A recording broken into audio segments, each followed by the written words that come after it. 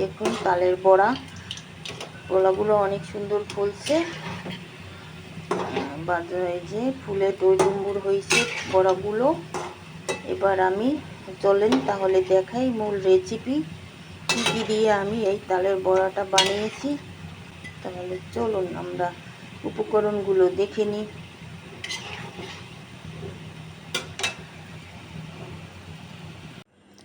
আসসালামু আলাইকুম, বিসমিল্লাহির রহমানির রহিম। আজকে আমি তালের বড়া বানাবো। তাল দিয়ে তালের বড়া মানে তাল পিঠা।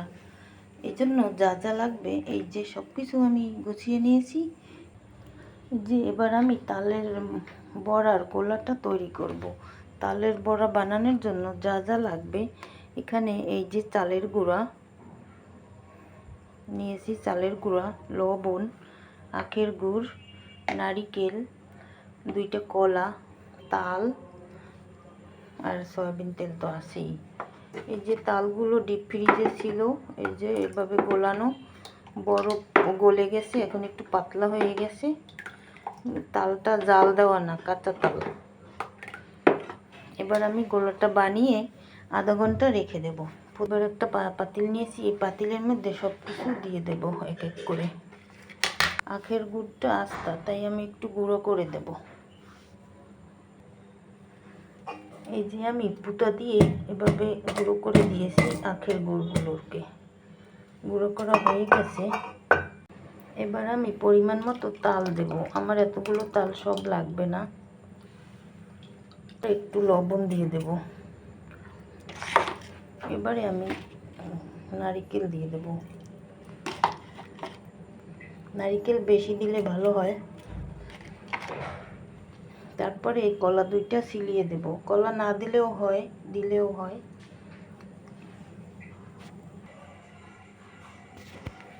এই যে এবার আমি কচলে কচলে এগুলো সবগুলো ভালো করে মেখে নেব। একদম ভালো করে মাখাইতে হবে।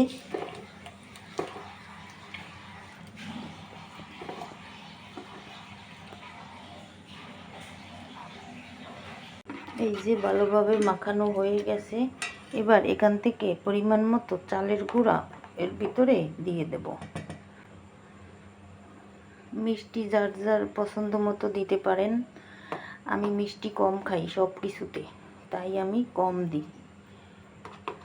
কিন্তু মেহমান থাকলে ঠিক মতোই দিই। যেহেতু আজকে আমার আর নিজেদের জন্য, তাই কম মিষ্টি দিয়েছি। এবার ভালো করে মেখে নেব। আর একটু লাগবে চালের গুঁড়া।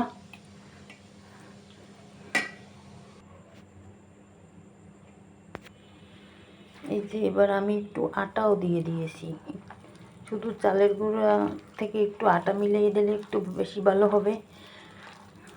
শুধু চালের গুঁড়াই শক্ত হইতে পারে, সেজন্য আমি একটু আটা দিয়ে দিয়েছি। এই যে আটা।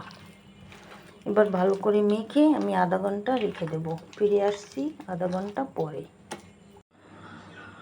এই যে আমি ফিরে আসছি আধা ঘন্টা পরে।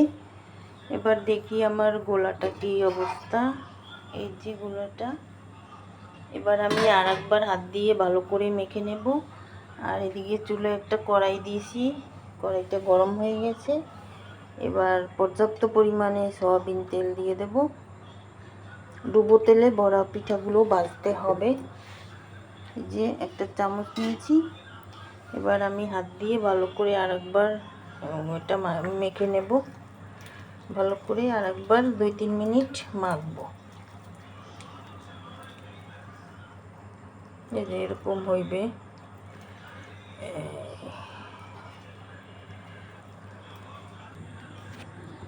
এই যে 2-3 মিনিট মাখা হয়ে গেছে।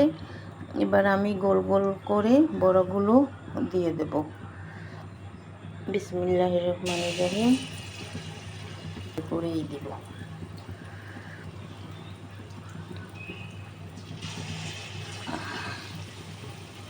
এভাবে করে দেব, এইভাবে করে দেব।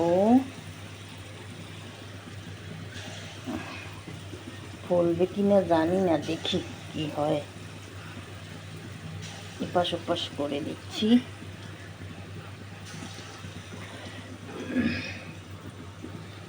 এখান থেকে এক করে ভরেই দেব। এখান থেকে একটা দিচ্ছি, এখান থেকে একটা দিচ্ছি।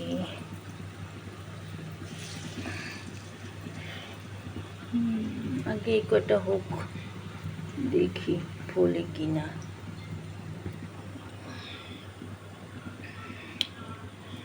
একটা কাঁসাই চলবে।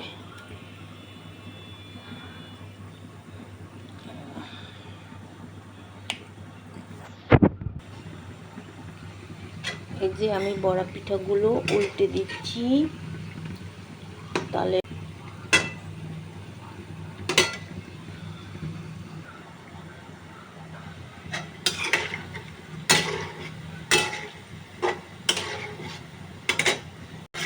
এটা দিয়ে এখন তেল ছড়িয়ে, এভাবে তেল ছড়িয়ে ছড়িয়ে উঠিয়ে নিব।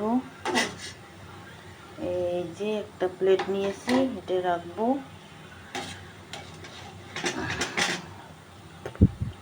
ফুলছে ভালোই।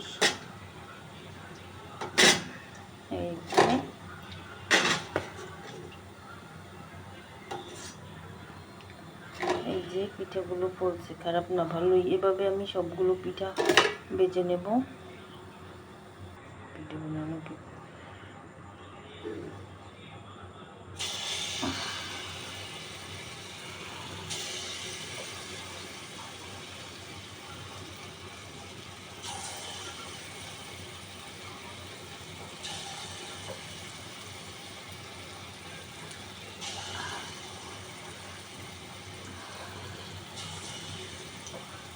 এভাবে আমি সবগুলো পিঠা দিয়ে ভেজে নেব।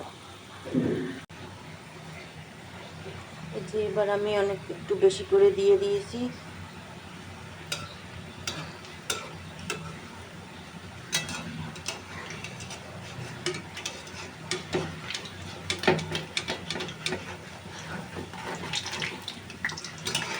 এবার তো আরো বেশি করে ফুলছে।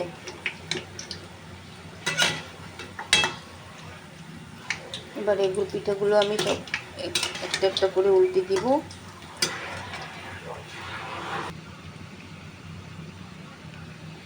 যে পিঠাগুলো উল্টে দিয়েছি, এবার একটু নেড়ে চেড়ে ঘুরিয়ে ঘুরিয়ে ভেজে নেব।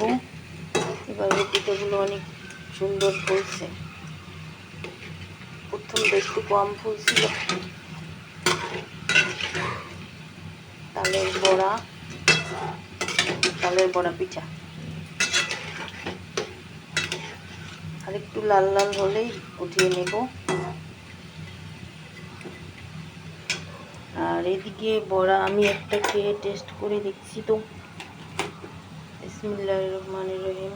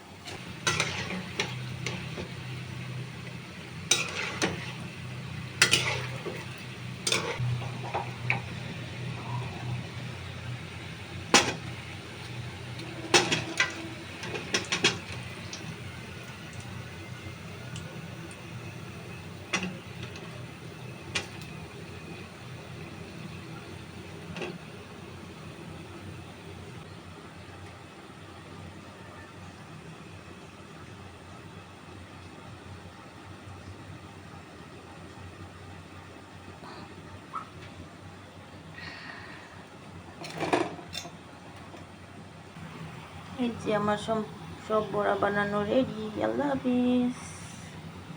তালের বড়া।